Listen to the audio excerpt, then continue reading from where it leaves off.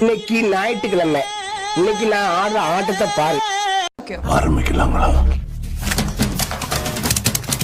நாட்டுல ஒவ்வொன்றும் ஒரு விதமான பைத்தியம். அவனுக்கு நமக்கு சோறு தான் முக்கியம். மட்டன் சிக்கனா நல்லா அந்த தொட்டியில ஊத்தணும்.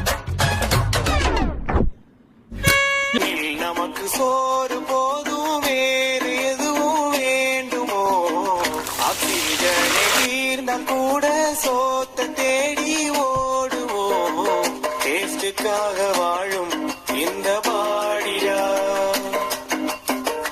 எத்தா சொல்லுவேனே நானும் கூடியா.